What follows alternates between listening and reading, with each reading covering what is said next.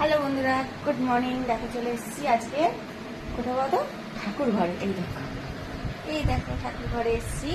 আর এই দেখো যে গণেশজি এখানে আছে, এখন ভাসান দেওয়া হয়নি ওনাকে। আর আজকে দেবো হচ্ছে পুজো।